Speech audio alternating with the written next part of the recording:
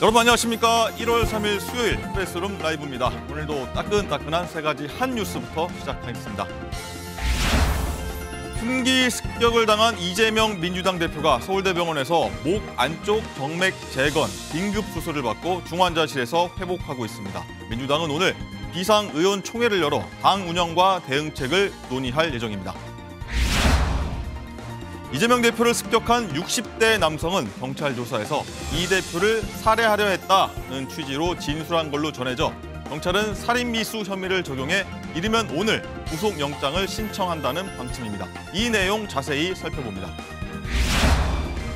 도쿄 하네다공항 활주로에서 일본 항공 소속 여객기와 일본 해상보안청 수송기가 충돌해 5명이 숨졌습니다. 사고 여파로 하네다 공항으로 가려던 국내 항공편이 잇따라 취소됐습니다. 잠시 뒤 수술받고 회복 중인 이재명 대표 피습, 테러를 집중적으로 다뤄보겠습니다. 프레스룸 라이브 바로 돌아오겠습니다.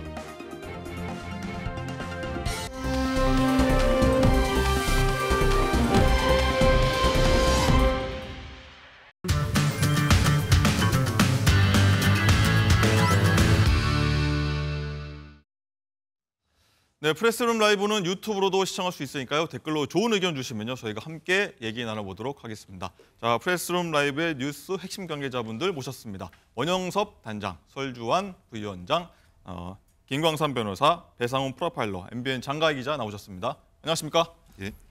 네. 어제 오전 더불어민주당 이재명 대표가 괴한에 흉기로 피습을 당해서 저희가 어제 속보로 자세히 전해드린 바 있는데 이후 서울로 이송돼 수술을 마치고 중환자실에서 회복 중인데 현장에 나가 있는 취재기자 연결해서 자세한 상황부터 먼저 알아보도록 하겠습니다. 자, 표선우 기자, 이재명 대표 많이 회복했나요? 네, 어제 오후 긴급 수술을 받은 이재명 민주당 대표는 현재 중환자실에서 회복을 취하고 있는 것으로 전해졌습니다. 어제 약 2시간에 걸쳐 수술을 받은 이 대표, 오후 6시쯤 수술은 마쳤고 의식은 돌아온 것으로 전해지지만 아직까지는 안정을 취해야 하는 단계인 것으로 알려졌습니다. 뇌경정맥 손상이 확인되었으며 정맥에서 흘러나온 혈전이 예상보다 많아서 관을 삽입한 수술이 시행되었습니다. 이 대표는 흉기에 찔리면서 손상된 목 안쪽 정맥의 혈관을 재건하는 수술을 받은 것으로 전해졌습니다. 중환자실에 있는 이 대표는 하루에 한 번 가족 면회만 가능한데 어젯밤엔 부인 김혜경 씨와 한 차례 면회를 한 것으로 알려졌습니다. 병원 앞에는 경찰과 이 대표 지지자 몇몇이 밤새 자리를 지켰는데요. 비가 오는 지금도 이곳 병원 앞에는 지지자들과 취재진, 경찰이 모였고 비교적 차분한 분위기를 보이고 있습니다. 충격적인 정치 테러에 정치권 인사들도 한 목소리로 규탄 성명을 내고 병문안도 예정돼 있는데요. 김부겸 전 국무총리는 야당 대표에 대한 정치 테러에 깊은 충격과 분노를 금할 수 없다며 이 대표를 위문하겠다고 밝혔습니다. 이 대표를 직접 만나지는 못하더라도 가족과 민주당 당직자들을 만나 위로할 것으로 보입니다. 민주당 지도부도 조금 전 긴급 의원총회를 열고 피습 사건에 대한 당 대응 방안을 논의하고 있는데요. 홍익표 원내대표가 이 대표의 수술 경과와 사건 경위에 대해서 자세히 설명할 것으로 알려졌습니다. 민주당 당직자와 최고위원 등 관계자도 의총을 마친 뒤 오후에 병원을 찾을 것으로 보입니다. 지금까지 서울대병원에서 MBN 뉴스 표선우입니다. 네, 저희가 뉴스 중간에 현장 상황 바뀌는 대로 다시 한번 표선호 기자 연결해서 현장 상황 알아보도록 하겠습니다. 자, 장가 기자, 저희가 어제 긴박하게 뉴스 중간에 속보 전달을 했는데 어제 오늘 상황부터 우선 한번 정리해 볼까요? 네, 우선 박성중 대변인이 직전에 민주당 최고위원회 결과를 브리핑했는데요. 이 얘기 먼저 전해드리겠습니다. 예. 이재명 대표가 중환자실에서 회복 중인데 가족 이외에는 면회가 안 되는 상황이라서 당 지도부의 방문은 불가한 상황이라고 전했고요. 또 이번 피습이 열상이라고 보도가 되고 있는데 깊이 찔려서 난 상처이기 때문에 경정맥 봉합 수술을 했다. 그렇기 때문에 피부가 찢어져서 생긴 상처를 의미하는 열상이 아니라 찔려서 상처를 입은 자상으로 보도를 해달라. 이렇게 박성준 대변인이, 민주당 대변인이 이렇게 정했습니다. 자상이다? 네, 언급을 했습니다. 자, 그리고 어제 일을 좀 종합을 해보자면 이재명 대표 어제 오전 10시 30분경이죠. 부산 가덕도 신공항 부지 현장 방문 도중 피습을 당했고요. 왼쪽 목 부위에 1.5cm 열상을 입었습니다. 이후에 부산대 외상센터에서 응급치료를 받았고 오후 3시 18분경 헬기를 타고 서울대 병원으로 긴급 이송이 돼서 2시간 수술을 받았고요. 아까 보신 것처럼 현재는 중환자실에서 회복 중입니다. 네. 제1야당 대표가 피습, 테러당하는 어떤 초유의 사건이라 볼 수 있어서 저희가 한번 네 분의 전문가분들 모시고 한번 입체적이고 심층적으로 한번 다뤄보려고 합니다. 먼저 배상훈 프로파일러님, 일단은 이재명 대표가 목 왼쪽 경정맥 손상을 입어서 2시간 동안 수술을 받았지 않습니까? 이 목 부위, 경정맥 부분은 얼마나 위험한 부위인가요? 우리가 보통 경동맥도 있고 정맥이 있습니다. 동맥은 이제 심장으로부터 뇌에 공급된 후에 그것이 바로 이제 정맥으로 빠져나가는데요. 예. 동맥은 안쪽에 있고 정맥은 좀 바깥쪽에 있습니다. 그런데 이제 우리가 보통 경동맥이 찔렸을 경우는 거의 뭐 그 자리에서 돌아가시는 형태가 되는데 경정맥은 비교적 그 부분에 대해서는 좀 위험도가 떨어지지만은 사실은 여러 가지 면에서 손상됐을 경우 뇌에 미치는 영향이 굉장히 큽니다. 예. 왜냐하면 뇌와 연결된 여러 가지 혈액을 받아내는 부분이기 때문에 그렇습니다. 근데 이제 이 부분에서 문제가 되는 거는 그런 겁니다. 손상의 정도가 바깥에 열상이 들어가고 혈관에 자상이 들어가는 형태가 됩니다. 아까 말씀하신 것처럼. 그러니까 지금 이 상태에서는 다양한 형태의 신경이라든가 위험한 부위가 그것 주변에 있는 것이고, 그리고 지금 정맥에서 혈액이 이제 샜을 경우 지금 혈전이 생기는 부분이 있어서 예. 그것이 거꾸로 타고 올라가면은 사실은 그 혈전이 뇌에 미칠 수 있기 때문에 삐딱지가 이제 타고 올라갈 수 그렇죠. 있고 혈관을 예. 막을 수 있다는 말씀이시죠? 그렇죠. 왜냐하면 동맥으로 공급이 느려지기 때문에 예. 그렇습니다. 굉장히 위험한 부위인데 다행히도 거기까지는 가지 않았고 응급 수술을 통해서 회복 중인 것 같습니다. 네, 아주 위험한 상황이었는데 설주환 부위원장님, 일단은 수술이 진행된 서울대병원 앞에 지지자들 굉장히 많이 모여 있고 일단 민주당 지도부도 현장 최고위도 열었습니다. 이번 사태 민주당은 좀 어떻게 지금 현재까지 바라보고 계신가요? 네, 일단 사건이 발생했을 때는 굉장히 혼란이었습니다. 그리고 이제 어떻게 된 원인인지 아마 당에서도 굉장히 파악하기로도 이제 분주했었는데요. 이제 오후에 이제 다행히 생명에 지장이 없으시다는 어떤 뉴스가 나오기 시작하면서 조금 안정을 찾기 시작했고, 예. 그다음에 수술을 안전하게 마쳤다라고 해서 지금 회복 중이라는 얘기에 일단은 당은 안정을 찾아가고 있고요. 지금 총선을 생각하지 않을 수가 없습니다. 그렇죠. 이제 98일 남은 상황에서 이제 공관이라든지 어떤 그 당 체제가 선거 체제로 총선 체제로 이제 가야 하는 시점에서 지금 이러한 일이 벌어져서 안타깝습니다만 일단 대표의 회복을 가장 빠르게 원하고 있고, 그다음에 빨리 쾌유를 하셔가지고 대표로서 복귀하신 다음에 어떤 총선을 지휘할 수 있도록 지금 당에서는 부재 중일 때 네. 어떻게 임시적으로나마 어떤 당을 운영할 수 있는 최고위 집행부가 일단 논의를 할 것 같고요. 지금 뭐 당은 어느 정도 지금 안정을 찾아가면서 수습하는 과정에 있습니다. 그렇군요. 배상훈 프로파일러님, 일단 어제 사고 현장 보면은 경찰 인력들이 꽤 있었습니다. 40명 안팎, 41명인가요? 좀 있었는데 범행을 막지 못했습니다. 일단은 막지 못한 이유가 경호를 무조건 야당 대표를 해야 되는 거 아니다, 시기상 아니다라고 했다는 얘기가 들려요. 예, 지금 상태는 공식적인 선거운동 기간이 아닙니다. 예. 공식적인 선거운동 기간이라고 하면 당 대표라든가 중요한 분들에 대해서 경비 경호 규칙에 따라서 인원이 배치되는데 지금은 그 상황이 아니고 인파나 교통 관리를 위해서 기동대 우리말로는 이제 소대인데 거기는 이제 경찰벌은 제대에 23명이고 형사들이 배치가 됩니다. 한 10여 명 되는데 그건 이제 말하자면 일종의 그 주변의 관리 형태가 되기 때문에 전문적으로 경호 경비가 들어가면은 근접 경호를 합니다. 말하자면 바짝 붙어갖고 주변 위험을 차단합니다. 뭐 이렇게 되면 이렇게 차단을 하죠. 근데 거기까지는 아니고요. 예. 외곽에서, 그러니까 외곽 1선에서 2선, 1선, 2선 이렇게 하는 부분 차단인데 근접 경호는 안 하는 겁니다. 왜냐하면 근접 경호를 했을 경우는 지지자가 악수하자고 했는데 그걸 내친 게 그럴 수도 문제가 있죠. 될 수 있기 때문에. 근데 총선 기간은 다릅니다. 총선 기간은 근접 경호가 될 수 있는 거고 지금은 시기적으로 선거 기간이 아니기 때문에 이 부분에 대해서는 사실 경찰의 책임을 묻기도 좀 애매한 부분이 있습니다. 그럼 피의자가 이런 부분을 좀 노렸다, 뭐 빈틈을 노렸다라고도 볼 수 있는 예, 그렇습니다. 대목이기도 하네요. 예. 예.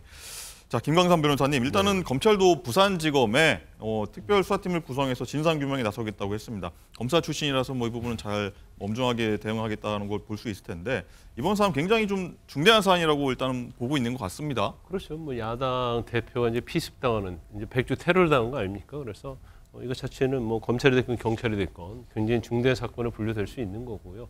원래 이제 검경 수사권 조정이 되기 전에는 이렇게 사회적 이목이 집중되고 굉장히 굉장히 큰 사건에 있어서는 검찰이 일반적으로 수사본부를 설치하고 이제 경찰이 지휘했거든요. 그런데 이제 검경 수사권 조정 이후에는 경찰이 수사권 독립을 했기 때문에 이 살인 사건에 대해서는 사실은 이제 경찰이 주도적으로 수사를 할 권한이 좀 있어요. 예. 그런데 결과적으로 이제 경찰이 수사를 한다 하더라도 검찰에 이제 송치할 수밖에 없고 또 영장 청구 단계에서 검찰이 또 영장을 청구할 수밖에 없는 현재 이제 법 구조거든요. 그래서 아마 이 부분 자체는 이제 경찰하고 검찰하고 좀 협조해서 유관기관이라 할 수 있잖아요. 그래서 수사를 좀 더 실체 진실 발견하고 또 엄벌하는데 집중을 하겠다는 것이 이원석 검찰총장의 의지인 것 같습니다. 그런데 또 중요한 부분이 있죠. 4월에 총선 있지 않습니까? 예.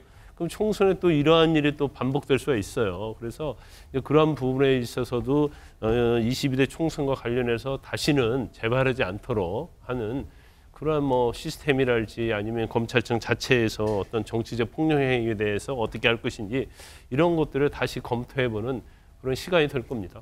뭐 향후 야당 대표 뭐 선거 의사 기간에 들어가기 전이더라도 어떤 대응책 마련을 할 수도 있을 것 같습니다, 김광삼 변호사님. 그렇죠. 아마 지금 경찰에서도요 대응책을 이제 바꾸겠다고 하잖아요. 전에는 야당 대표 경우에는 선거 기간을 제외하고는 이제 전담 보호하는 팀이 없었거든요. 그런데 다시 매뉴얼을 바꿔서 이제는 야당 대표 같은 경우에도 경우 대상으로 삼는다 이렇게 얘기를 하는데 저는 좀 늦은 감이 있어요. 왜냐하면 야당의 대표라는 것은 정치적인 어떤 이념, 진영에 있어서는 가장 대립적인 그런 정당의 대표거든요. 그러면 뭐 자당 아니고 또 다른 당에서 어떤 굉장히 적대감을 갖고 있는 사람들이 테러할 수 있는 여지가 어느 정도는 존재하거든요. 그래서 뭐 늦었지만 또 총선을 앞두고 빨리빨리 대비하고 대책을 세우는 게 맞다 이렇게 봅니다. 네, 뭐 이 얘기를 저희가 왜 나눴냐면 조금 전에 들어온 소식인데 장가 기자, 오늘 SNS상에 한동훈 국민의힘 비대위원장한테 위해를 가하겠다라는 글이 올라와서 40대 남성이 결국 경찰이 빠르게 출동해서 붙잡는 일이 사실 벌어졌잖아요. 네, 그렇습니다. 어젯밤 9시쯤에요. 한 남성이 오픈 채팅방에서 한동훈 위원장이 광주에 오면 가만두지 않겠다 이런 글을 올렸습니다. 한동훈 위원장이 내일 광주를 찾기로 했었거든요. 이에 대해서 위협을 예고하는 글을 올린 건데 오늘 새벽에 한동훈 위원장 신변을 위협한다는 글이 올라왔다 이런 신고가 경찰에 접수가 됐고요. 경찰이 4시간 만에 광주에 거주하는 40대 남성, 이 글을 작성한 40대 남성을 긴급 체포했습니다. 네, 여야 대표가 참 무서워서 좀 불안해서 많은 분들 만날 수 있겠습니까? 이런 생각이 드는데 배상훈 프로파일러님, 일단은 한 위원장을 향한 살해 협박도 있고 또 장관 시절에도 사실 한동훈 법무부 장관 시절에도 아파트 자택 앞에 40대 남성이 흉기하고 뭐 점화형 토치인가요? 이런 거를 갖다 놔갖고 그걸 구속되는 일이 좀 벌어졌었던 걸로 기억하는데 이번 일이 한동훈 비대위원장도 남일 같지 않았겠어요. 예, 이런 범죄 같은 경우는 이제 모방 범죄의 가능성이 굉장히 높습니다. 우리가 신림동역에서 벌어졌던 그 일도 모방 범죄가 한동안 있었던 것처럼 지금 이런 형태의 정치적 테러도 사실 굉장히 모방 범죄가 강하거든요. 그러니까 한동훈 위원장도 경찰의 보호 이전에 자체적인 인력으로도 사실은 보호할 수 있거든요. 여러 방법을 강구해야 될 것 같습니다. 네, 알겠습니다. 지금부터는요, 습격 피의자 과연 60대 남성 누구냐, 왜 했냐, 사실 가장 궁금한 부분 아니겠습니까? 이 관계 한번 다뤄보겠습니다. 자, 먼저 이재명 대표 피습 사건 당시 사건 한번 돌아가 볼 텐데 영상으로 먼저 보신 다음에 자세한 얘기 나눠보도록 하겠습니다.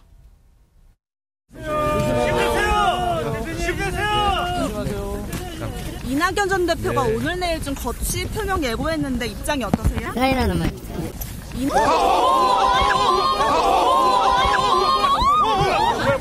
뭐야?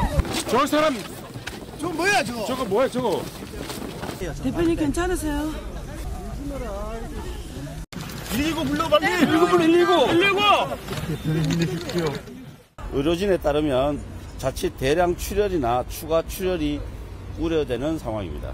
괴한에 의한 피습 테러를 강력히 규탄하고 명백한 민주주의 파괴 행위입니다.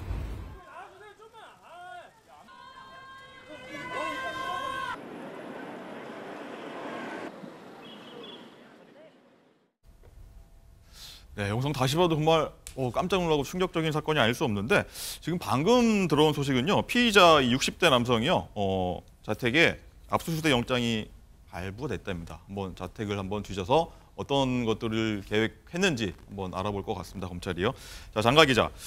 굉장히 긴박한 상황이었는데 이 백브리핑이라고 하죠. 이재명 대표가 이 가덕도에 간 다음에 기자들하고 유튜버들도 있었던 것 같은데 하면서 이제 브리핑하는 과정에서 이 피의자가 갑자기 앞으로 와서 흉기를 휘둘렀어요. 그렇습니다. 워낙 이재명 대표 주변에 많은 사람들이 모여 있다 보니까요. 모두가 뒤엉켜 있는 상태에서 갑자기 머리에 이 종이 왕관을 쓴 남성, 종이 왕관에 내가 이재명이라고 쓴 이 남성이 사인 하나 해주세요 라면서 정면에서 갑자기 등장을 합니다. 예. 자, 이게 이재명 대표가 영상 보시고 있지만 이 앞으로 나아가고 있는 상황이었고 그러면 이 맞은편에서 카메라가 찍으면서 계속 이렇게 뒤로 가고 있는 상황이었는데 그렇죠. 이 카메라 기자들 사이를 비집고 남성이 나타나게 된 겁니다. 비집고 드러나왔다. 그렇습니다. 이후 찰나의 순간에 갑자기 상의에서 이 흉기를 꺼냈고요.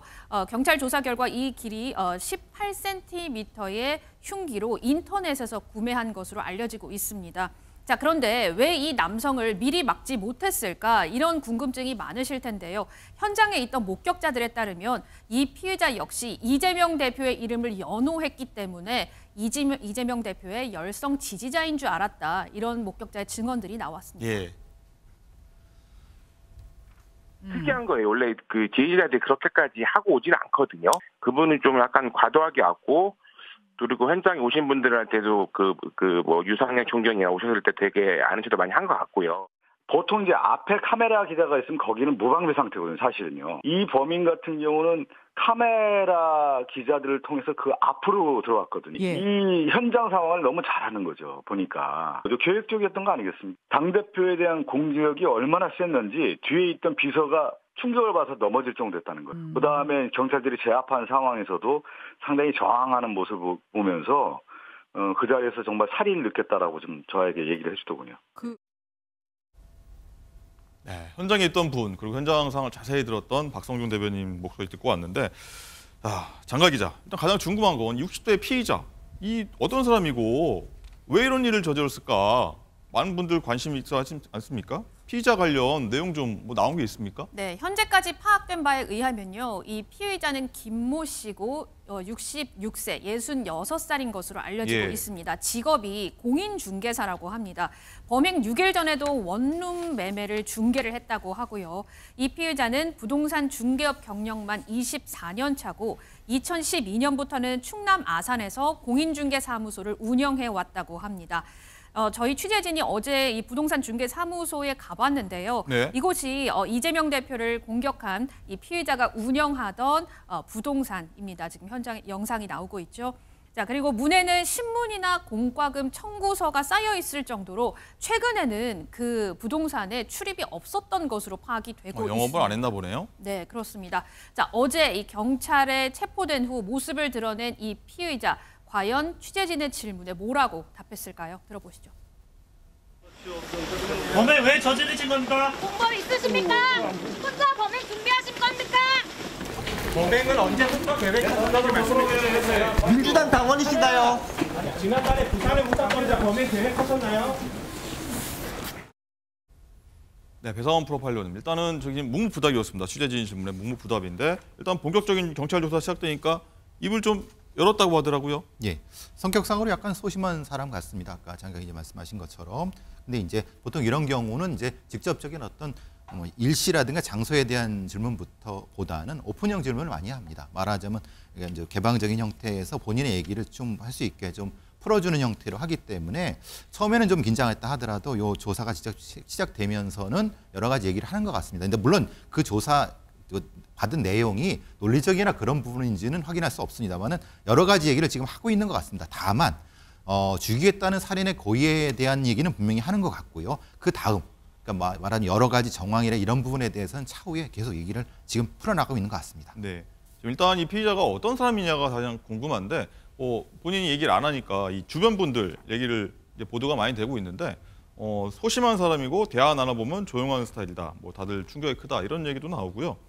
평소 성격이 괴팍하고 대하기 어려웠다. 뭐 이런 보도도 나옵니다. 또 한편으로는 저소득층이나 외국인 등 힘든 사람한테는 중개 수수료를 받지 않을 정도로 선한 사람이다. 정치적인 언행하는 걸 들은 적 없다. 뭐 이런 얘기까지 다양하게 나오고 있어서 좀 평범한 사람이지 않나 이런 생각이 좀 드는데, 장가 기자, 일단은 가장 또 궁금한 것 중 하나가 이 피의자 김 씨가 아직 특정 정당의 소속인지 아닌지, 뭐 당원인지, 배우가 있었는지 뭐 이런 것들 뭐 억측이 굉장히 많이 나오고 있지 않습니까? 지금 현재 어떻답니까? 오늘 박성준 민주당 대변인이 언급을 했는데요. 이 테러 동기 등 범행의 모든 과정이 경찰 수사를 통해서 밝혀져야 하고, 민주당은 경찰의 공식 요청이 있을 때 적극 협조하겠다라는 게 민주당의 지금 공식 언급입니다.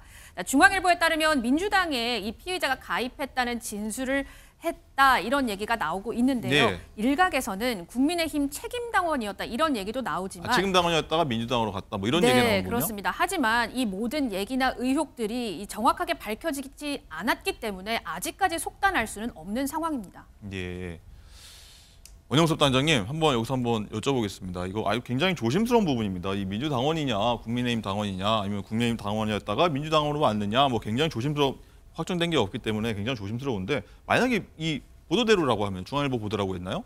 민주당원이었다고 하면은 왜 민주당 대표를 이렇게 습격을 하는 건가요? 왜 그런 거예요? 근데 그 민주당과 관련해서도 뭐 최근에 뭐 비명계라든지 친명계라든지 뭐 이낙연 신당이라든지 그 내부적으로 정치 지형이 굉장히 복잡하게 진행되는 부분이 분명히 좀 있습니다. 게다가 이렇게 또 보실 수가 있는데, 이재명 대표를 또 강하게 지지하시는 분이라고 제가 가정적으로 설명할게요. 가정입니다. 예. 만약에 좀 분이라고 하더라도 이재명 대표의 이후의 행동에 대해서 좀 실망스러웠다고 본다거나 이렇게 생각이 들 경우에는 그 부분에 대해서 굉장히 큰 어떤 반항심 같은 게 생기실 수도 있는 뭐 그런 상황이 아니었을까, 예. 가정적으로 제가 설명을 드리는 거고, 그러나 어쨌든 정당의 소속이 어디냐에 따라 가지고 그 의도와는 상관없이 정무적으로 굉장히 이게 불똥이 여러 갈래로 튈 수 있는 상황이기 때문에 그 민주당이든 국민의힘이든 굉장히 이 부분에 대해서는 조심할 수밖에 없고, 굉장히 조심스럽습니다. 수사기관도 정확하게 확인되는 내용을 신중하게 그리고 권위를 가지고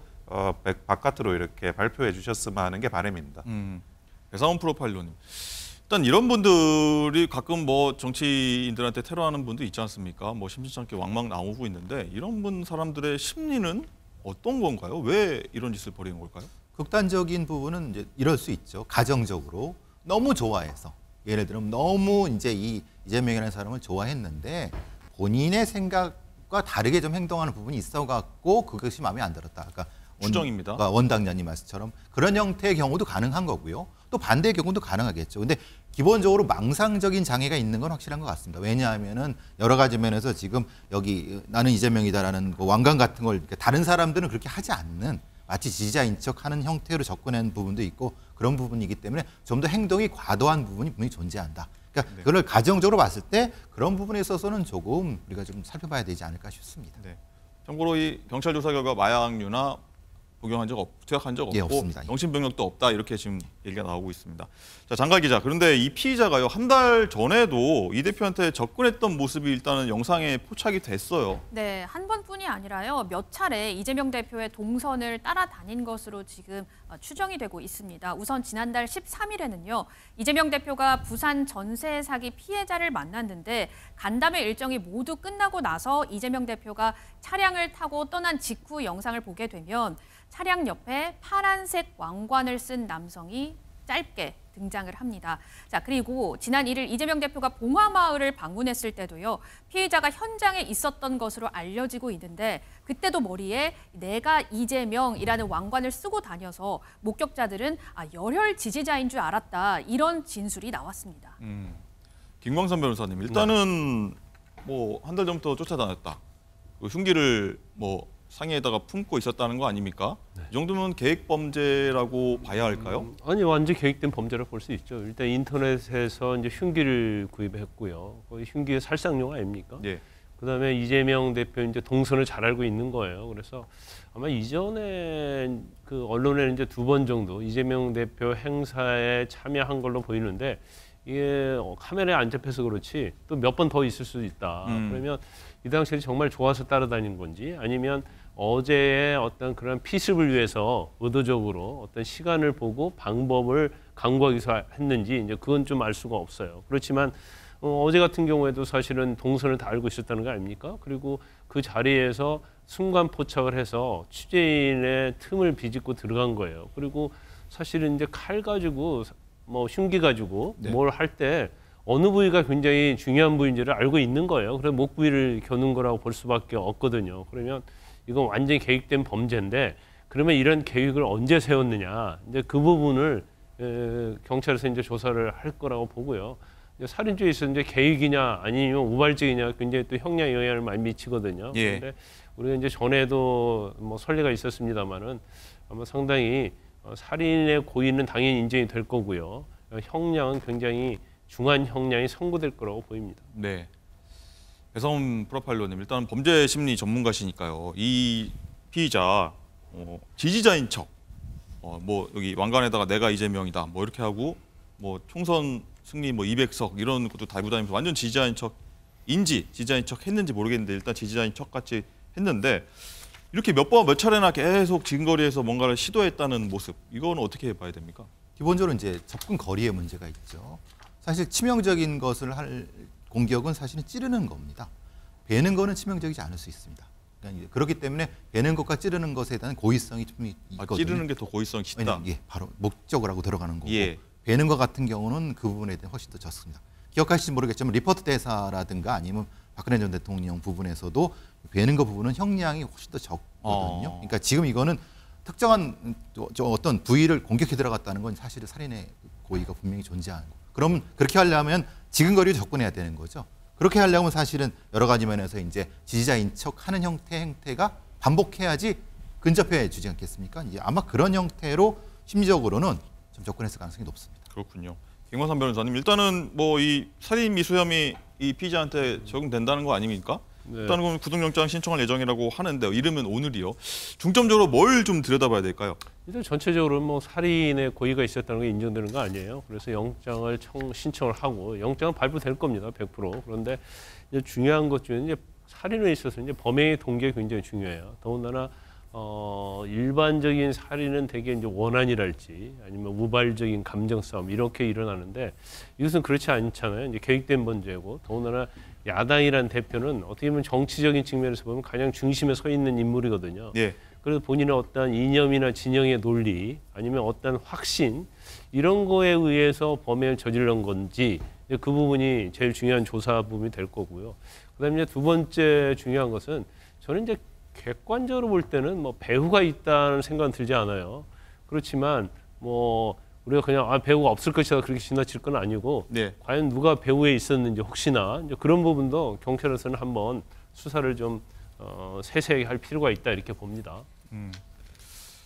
설주환 부위원장님, 일단 민주당에서는 지금 긴급 의총을 하고 있는 것으로 알려지고 있는데 지금 내용 들어온 게 있는지 모르겠는데 어떤 내용 지금 논의를 하고 있을까요? 아마 총선 체제와 관련해 가지고 당을 어떻게 운영을 할 것인지, 예. 그다음에 어떤 대표가 아무래도 한 뭐 2주 정도는 부재할 수밖에 없는 상황에서 어떤 지금 굉장히 총선 아까도 말씀드렸지만 총선을 들어가는 지금 단계거든요. 그렇다고 한다면 공관위의 구성이라든지 이런 부분에 있어서 향후에 어떤 집행부가 어떤 역할을 맡아서 이것을 운영할 것인지에 대한 아마 의총의 결의를 하지 않으실까라는 생각을 해봅니다.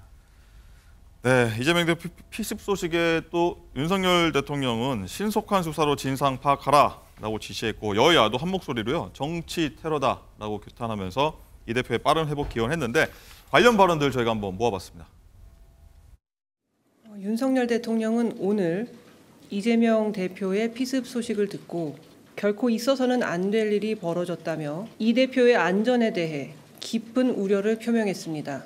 아울러 대통령은 우리 사회가 어떠한 경우에라도 이러한 폭력 행위를 용납해서는 안 될 것이라고 강조했습니다. 이 사회에서 절대로 있어서는 안 되는 일이 생긴 거고요.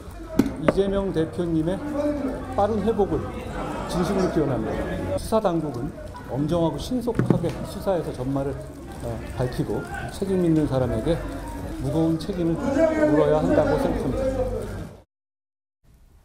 네, 윤 대통령은 사건 직후에 결코 일어나서는 안 될 일이 벌어졌다라고 얘기를 했는데 원장장님 일단은 대통령실에서 이 대표 위문하는 방안도 좀 검토하고 있다고 해요. 저는 그 위문을 하는 게 맞다고 보고요. 예, 이런 이제 테러라는 거는 현대 그 정치가 배척해야 될 그런 명확한 그 나쁜 행동입니다. 근데 공화주의, 뭐 공화국의 정치라는 게 그 이겨도 죽이지 않고 져도 죽지 않는 거 이게 기본이거든요. 우리가 말로 서로 상대를 비판하고 정치인들이 하지만 말싸움을 하자라는 게 기본 원칙인 거예요. 현대 정치는. 네. 그거를 마치 뭐 말싸움 해가지고 말이 안 되네, 뭐 되네 하면서 그거 가지고 다시 흉기를 들고 상대를 공격한다는 것 자체가 이게 현대의 정치를 야만으로 다시 돌려놓는 겁니다.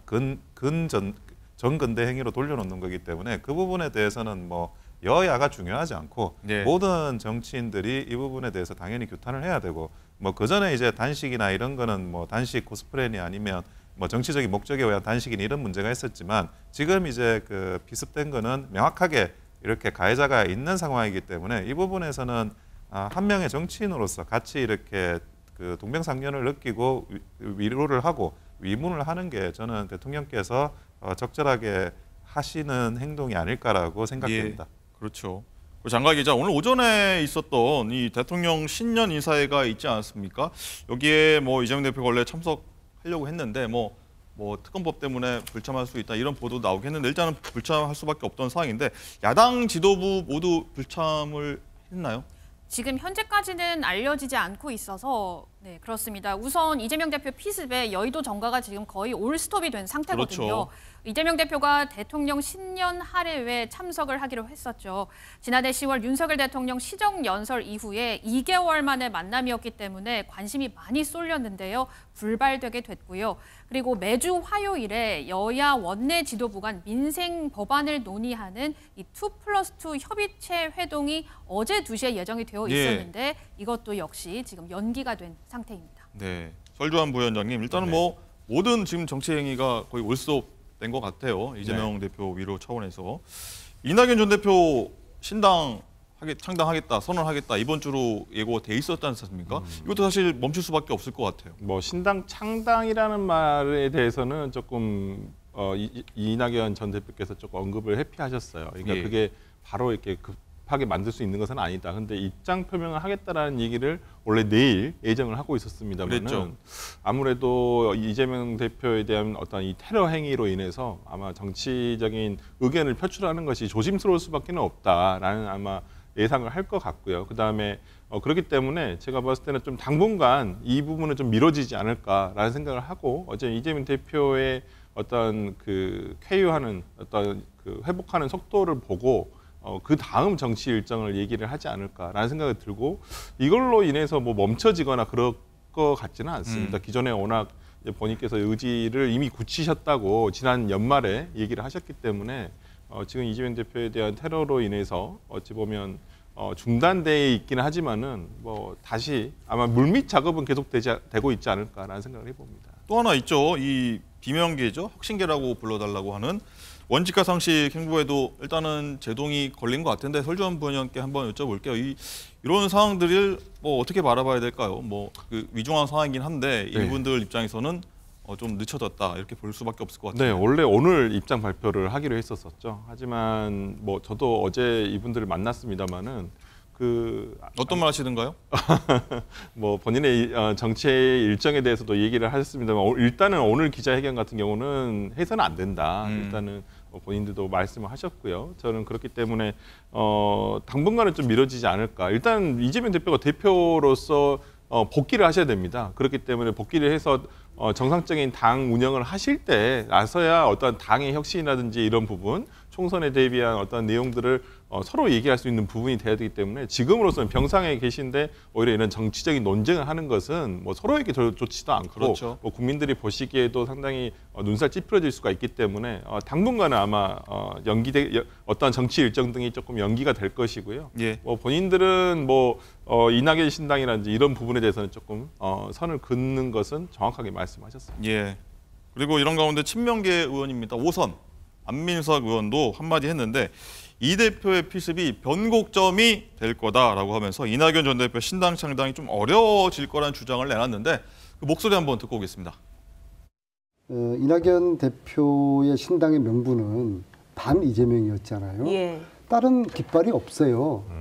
국가 사회적인 아젠다가 없이 오로지 이재명이 싫어서 내가 제3의 길을 간다 그거 아니겠습니까? 네. 그럼 앞으로 이 신당 만드시면서 어떻게 계속 이 병석에 있는 수술하고 있는 이 이재명 대표를 공격할 수 있겠어요? 예, 예. 이제 오늘로서 이낙연 신당의 바람은 잦아들 수밖에 없고 이제 멈출 수밖에 없다고 보거든요. 바람이 있어야지 배를 띄우는 거 아니겠습니까? 예, 물이 있어야지 배를 띄우는 것이죠. 네. 그죠? 신당은 불가능해졌다. 예. 그래서 신당 불가능해졌다. 안민석 의원님 맨 마지막 이런 얘기를 했는데 설주환 부위원장님 일단은 일각에서 지금 이런 발언이 지금 상황에서 좀 성급한 거 아니냐 이런 얘기도 나와요. 상황에 매우 부적절한 그 발언입니다. 지금 저런 정치적 해석을 하지 말라고 정치권에서 지금 다 자제를 하고 어떤 이 이재명 대표의 회복만을 바라는 것이 정치권에서의 가장 큰 바람이지 이걸 이때다 해가지고 저렇게 어떤 저 내용도 어떤 통합에 대한 내용도 아니고 어찌 보면 갈등을 불러일으킬 수 있고 어찌 보면 이낙연 전 대표께서 하신다는 거에 대해서 폄하하거나 이러지는 않아야 된다고 보이거든요. 그러니까 이미 실존적인 문제가 발생을 했습니다. 거기에 대해서 그러면 어떻게 대처를 할 것인가에 대해서 민주당 스스로를 어찌 보면 내부적인 어떠한 개혁이라든지 쇄신책이라든지 이런 것을 얘기를 하셔야지 예를 들어서 이재명 대표의 그런 피습으로 이낙연 대표의 어떤 신당이 불가능했다는 발언이 그러면 정치적으로 이용하는 것밖에 안 되거든요. 이게 그러니까 뭐 본인께서는 이낙연 대표가 신당을 안 했으면 좋겠다는 바람을 얘기하신 거겠지만은 그것을 이재명 대표의 어떤 이러한 테러, 피습을 원인으로 해가지고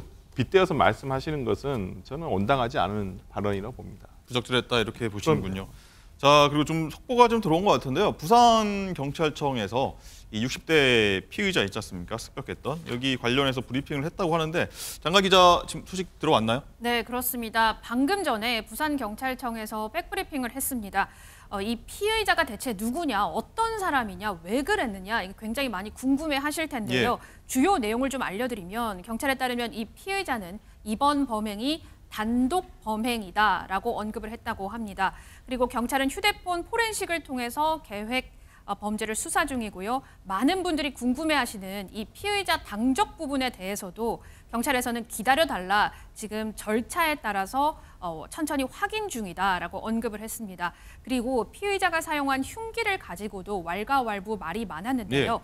우선 경찰이 밝힌 바에 따르면 범행을 용이하게 하기 위해 일부 흉기를 좀 외형을 변형했다, 이런 경찰의 언급이 있었습니다. 그리고 피의자는 현재 조사에 잘 응하고 있다라고 합니다.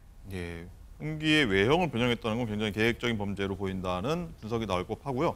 일단은 나왔습니다. 당원 당적이 뭐냐라고 했을 때 경찰 쪽에서도 지금 뭐 각 당에 공문을 보냈다고 해요. 당원이 맞냐 이렇게 하는데 나중에 좀 밝혀질 것 같습니다. 그 얘기는 나오면 얘기해보도록 하고요. 장가 기자, 그리고 일단 돌아보면요. 이재명 대표가 시민들로부터 뭐 계란을 맞을 뻔했다든가 비슷한 사례가 과거에 사실 몇 번 있었어요. 네, 그렇습니다. 지난해 3월이었죠. 선거법 위반 혐의로 공판에 출석하는 과정에서 한 80대 남성이 이재명 대표를 향해서 계란을 투척한 일이 있었습니다. 앞서 2022년 인천 계양을 국회의원 보궐선거 당시에는요. 유세 중에 누군가 이 철제 그릇을 던지기도 했습니다. 뭐 치킨 먹던 그릇인가요? 그렇습니다. 뭐 그런 그리고 대선 후보 시절에도요. 사드 배치를 반대하는 경북 성주 지역 주민으로부터 계란 봉변을 당했고요. 또 성남시장 시절에도 한 행사에 참여했다가 시민에게 멱살을 잡히는 일도 있었습니다. 이재명 대표 굉장히 많은 봉변을 지금까지 당해왔고 어제는 테러까지 당한 건데 김광삼 변호사님, 일단은 뭐 계란 던지고 그릇 던진 이 사람도 있지 않습니까? 처벌 어떻게 된 거예요? 일단 작년 3월에요. 재판 출석하는 이재명 대표를 상해서 날계란 던진 남성은 그 당시 현행범으로 체포됐었거든요.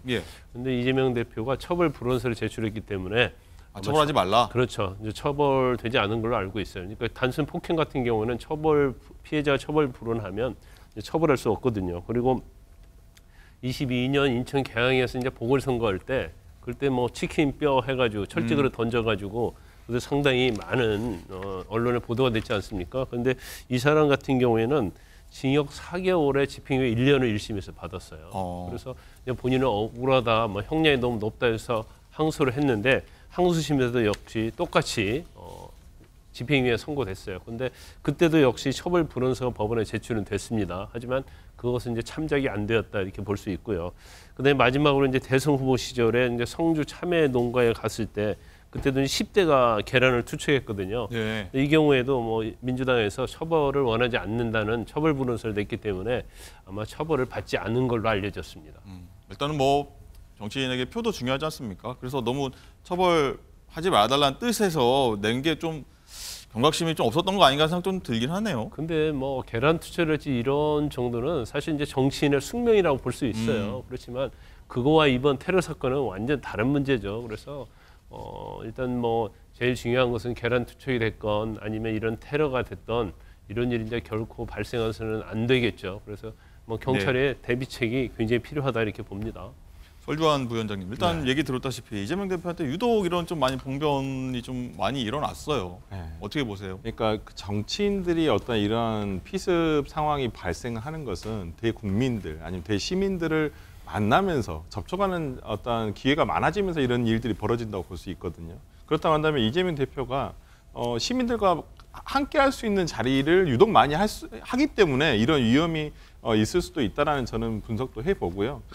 또 이재명 대표의 어떤 개인 유튜브를 보더라도 어떤 그 현장 어떤 중심, 그 다음에 시민들과 함께 할 수 있는 스킨십을 어떤 하는 것을 자연스럽게 본인도 즐겨 하시기 때문에 아무래도 이렇게 앞에 있다 보니까 아무래도 이러한 위험에 조금 더 노출이 되는 것은 어쩔 수 없는 상황 같습니다. 네.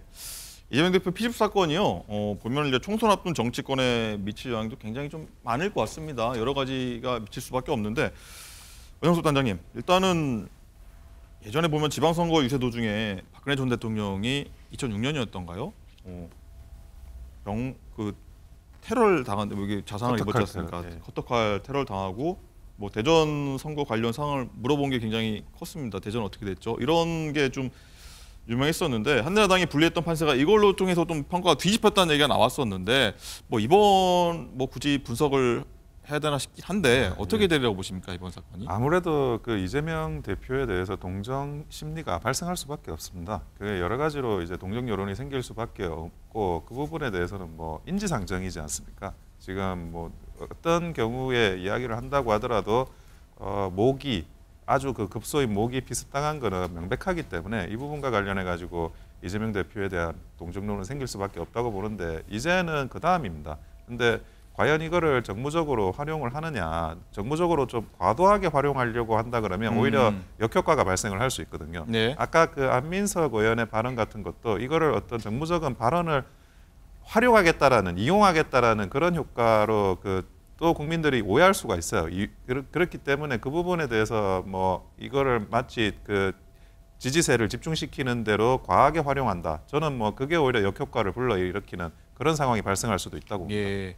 관련해서요. 이런 분들 많은 분들이 좀 이런 부분에 관심 갖는 이유 하나가 이 대표가 이제 병상에서 다 쾌하고 나서 어떤 메시지를 내놓을지 여기다 좀 관심이 있을 수밖에 없는데 설주환 부위원장님은 어떤 메시지를 낼 거라 보세요? 아무래도 통합을 아마 테마로 하는 아마 메시지를 내시지 않을까 싶습니다. 어떠한 이러한 본인의 어떤 불행한 일에 대해서도 일단은 흔들리지 않고 민주당이 총선에 준비할 수 있도록 어떤 그런 부분 당부를 할 것 같고요. 또 본인이 빨리 대표로서 복귀를 해서 아마 이끌어 가겠다 대신 어떤 당의 통합을 위해서 본인이 스스로 더욱더 적극적으로 노력을 하겠다라는 아마 메시지를 내지 않을까 싶습니다. 네.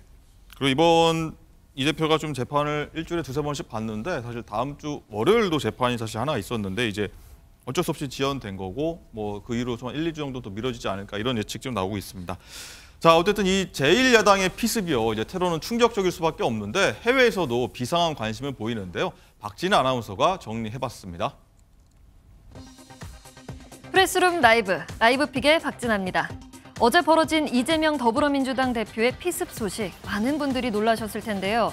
이 소식에 놀란 건 우리나라뿐만이 아닙니다. 외신들도 앞다퉈서 이 내용을 속보로 전하며 한국 정치의 양극화를 지적했는데요. 특히 BBC는 한국 제1야당 지도자가 칼을 든 남성에게 목을 찔렸다며 2006년 박근혜 당시 한나라당 대표 피습 사건, 2022년 송영길 더불어민주당 분기 피습 사건 등 한국 정치인들이 과거 흉기로 공격당한 사례를 나열하기도 했습니다. 다가오는 4월 총선에 앞서 예민해진 국민 정서를 외신들도 꿰뚫어 보고 있는 듯 했는데요. 한국 정치를 두고 깊은 양극화로 인한 분열 상태다라고 말하는 외신에 자신 있게 반박하기 어려운 현실이 답답하기도 합니다. 어제 이 대표가 피습을 당한 가운데 정치권에 대한 협박과 위해에 대한 대책이 시급해 보이는 상황입니다. 이 와중에 SNS에서 한동훈 국민의힘 비상대책위원장에게 위해를 가하겠다 이런 글을 올린 남성이 경찰에 붙잡혔습니다. 오늘 새벽 SNS 오픈 채팅방에 관련 내용들을 올린 이 남성, 조사 결과 특정 당원은 아니며 정신질환 치료 전력이 있다는데요. 이런 협박들은 비단 정치권에서만 있는 일이 아니죠. 지난 몇 달간 잇단 흉기 난동과 함께 살해 예고 등 협박성 글들이 계속되면서 큰 사회 문제로 대두되기도 했습니다. 이에 심각성을 느낀 경찰은 검거된 작성자들에게 협박죄를 기본으로 살인 예비 혐의까지 적용하는 등 강도 높은 처분을 이어가고 있는 상황입니다. 더욱 분노를 일으키는 건 이런 협박글을 작성하는 이유가 단지 장난일 때가 많다는 건데요. 이번 한동훈 위원장 협박글 작성자도 마찬가지로 경찰 조사에서 장난삼아 글을 올렸다고 진술했습니다. 정치권도 시민들도 불안에 떨고 있는 상황. 이런 협박글에 대한 근본적인 대책이 어서 마련돼야 할 것 같습니다. 지금까지 라이브픽이었습니다. 네, 한동훈 비대위원장도 정말 신변에 좀 위협을 느껴서 좀 불안하지 않을까, 뭐 어떤 조치가 필요하지 않나 이런 얘기가 나올 수밖에 없을 것 같습니다. 자, 원영숙 단장님, 일단 국민의힘이 어제 오늘 이 대표 피습 여파로 일정을 취소하거나 최소화하겠다는 방침인데 한 위원장 지금 청와대 영빈관에서 신년 인사회에 참석 중이고 또 오후에는 좀 비대위원 관련 사퇴, 민경우 의원이었나요? 사퇴 관련해서 대한노인회 방문해서 이제 사과할 방침인데 또 이런 많은 분위기가 좀 반전이 될까요? 일단은 일정을 최소화하거나 이런 거는 굉장히 잘하는 판단이라고 저는 보여집니다. 왜 그러냐면 아무래도 그 신년 인사회나 이런 사람 많은 대중적인 행사를 가면 으쌰으쌰하는 발언을 하다가 그게 실수가 될 수도 있고, 그리고 참가자가 예상치 못한 발언을 할 수도 있고, 그리고 모방 범죄라는 게 지금 우려되는 상황에서 내부적인 경우 상황도 점검해야 될 필요가 분명히 있는 부분이거든요. 예. 그래서 좀 조심해야 될 부분이 있고, 그리고 노인회 같은 경우에도 이제 사과하기로 했으면 조금 더 그런 진정성을 보여주는 사과가 필요하다고 보여집니다. 이게 정치판에서는 대부분은 그 판단이 늦어져서 문제가 되는 경우가 많거든요. 예를 들어 뭐 이번 사과 같은 경우도 신속해서 저는 굉장히 잘 대처했다고 보는데 사과를 할지 말지가 논란이 되면 안 돼요. 그러니까 사과를 이미 했으면 빨리 또 했기 때문에 사과의 형식을 어떻게 가져갈 거냐. 그 당시에 이제 노인회 회장님께서 외국에 계셔가지고 지금 나중에 들어오신다고 하셔서 좀 일정이 늦어진 건 있지만 예. 그래도 의사표시는 먼저 나갔고, 그리고 또 대면해서 더 진정성 있게 사과를 한다 그러면 이 부분이 오히려 저는 전화위복이 될 수도 있다, 그렇게 보고 있습니다. 네, 한동훈 위원장이 어제 사실 이재명 대표 피습 직후에 뭐 원래 있었던 대전 대구를 방문한 바 있거든요. 여기서 이 대표 소식을 듣고 나서 내놓은 발언이 있는데 이 얘기 한번 듣고 오겠습니다. 대전은 우리 당에게 언제나 역전 승리의 상징이었습니다. 그거 아시죠? 저는 우리가 반드시 이길 거라고 생각합니다. 저는 4월 10일 이후의 제 인생은 생각하지 않습니다. 좋습니다. 대전, 충남, 세종. 승리합시다! 고맙습니다. 지난 11월 17일에 바로 여기 대구에 왔었습니다. 그날 동대구 기차역에 오신 시민들을 모두 자기 손으로 돈 벌고 공부하고 땀 흘려서 열심히 사는 생활인들이 되셨죠. 이런 동료 시민이자 생활인들의 현재와 미래를 위해서 나서야겠다고 그 자리에서 결심했습니다. 대구는 저의 정치적 출생지 같은 곳입니다. 마치 만약 제가 피습당했을 때처럼 생각해 주시는 것, 그것이 우리 국민의 힘이라는 수준 높은 정당, 수준 높은 시민들이 동료 시민을 위해서 할 수 있는 일입니다. 빠른 회복이 더 중요하잖아요. 그러니까 저의 마음이야 당연히 지금 언제든지 중단하고 가고 싶은데요. 지금 이런 상황에서 제가 방문하는 것이 빠른 회복에 꼭 도움이 될지 모르겠습니다. 치료하시는 상황을 보고 제가 그쪽 일정을 잘 맞춰보겠습니다. 잘 나왔는지 모르겠는데 일단은 지지자가 뭐 쇼입니다라는 외침이 있었는데 여기서 한 위원장이 제가 피습당한 듯 생각해달라라고 이렇게 주문을 했습니다. 설주환 부위원장님, 일단은 한 위원장이 이재명 대표 이제 다 쾌유가 되면은 안정을 찾으면은 병문안을 가게 될까요? 네, 뭐 가신다고 하실 거니까요. 뭐 이거 오신다는데 굳이 막을 필요도 없고 오히려 이런 참 불행한 일이지만은 이러한 기회에 어떠한 여당 대표가 야당의 대표를 또 방문하는 것이 오히려 정치권에서 참 필요한 일 아니었나. 예. 뭐 지난번 어찌 보면 김기현 대표 체제에서 어떤 그 단식을 하실 때 이재명 대표 단식을 할 때 그때 어떤 방문을 했었으면 어땠을까라는 어떤 그런 얘기도 상당히 많았었거든요. 예. 그렇다고 한다면 이게 뭐 남의 불행이 나의 행복이다 이렇게 생각할 건 아니라고 봅니다. 그렇죠. 지금 정치권에서 야당 대표에 대한 어떤 지금 불행에 대해서 어떤 여당 대표가 위로를 하면서 특히나 저는 어제 그 한동훈 비대위원장의 저런 내일처럼 생각해 달라라고 얘기하시는 부분 등이 어쩌면 참 지금 과거에보다는 조금은 달라진 태도가 아닌가, 여권의 태도가 아닌가라는 생각이 들어서 그나마 국민들께서 참 보기 좋지 않으실까 생각됩니다. 네, 원장님 어떻게 보십니까? 지금 두 차례 만나지 않습니까? 두 사람이 예전에 상견례 때 한번 만났고 새해 첫날 현충에서 한번 만났고요. 그래서 우리 다시 이뤄진다면 언제 바뀐 정치적인 모습 이런 것도 기대해 볼 수 있을 것 같아요. 제가 일단은 뭐 정치도 사람이 하는 거지 않습니까? 사람과 사람과의 관계에 대한 문제이기 때문에 이런 비슷 사건에 대해서 병문안을 가는 건 당연하다고 생각을 합니다. 우리가 뭐 축구 게임을 하더라도 누가 부상당하면 경기를 멈추고 들것에 실려가지고 이제 그 의사한테 보여주고 그렇게 하지 않습니까? 네. 그런 것처럼 조금 더 이렇게 상황을 누그러뜨리기도 하는 그런 효과도 있을 것 같습니다. 그렇군요. 그리고 방금 조금 전에 이렇게 한동훈 비대위원장이 얘기했던 모습들이 나왔었는데 대전은 되고요. 장 기자, 거기서는 한동훈 위원장이 어떤 말들, 지지자들 향해서 어떤 얘기를 좀 했나요? 네, 아까 보셨지만 이 비대위원장이 된 이후에 첫 지방 일정을 어제 했었죠. 그렇죠. 대전과 전국 대구를. 순회 첫 일정이죠. 그렇습니다. 한동훈 위원장이 국립대전 현충원을 참배를 한 뒤에 대전은 승리의 상징이다 이렇게 언급을 했고요. 또 오후에는 대구를 방문해서 신년 인사회를 했는데요. 의자 위에 올라가서 지지자들에게 적극적으로 인사하는 모습을 보이기도 했습니다. 네, 지금 이 시간이 11시 25분 지나고 있는데요.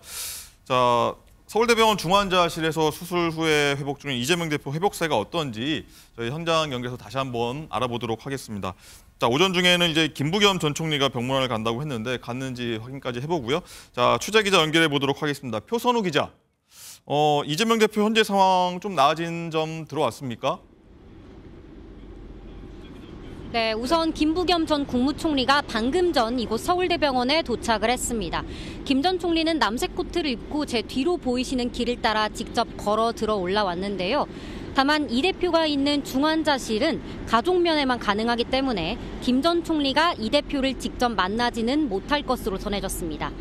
김 전 총리는 이 대표를 직접 만나진 못하더라도 가족들을 만나 위로할 것으로 전해졌습니다. 어제 긴급 수술을 받은 이 대표는 의식은 되찾은 것으로 알려졌지만 아직은 안정을 취해야 하는 것으로 전해졌습니다.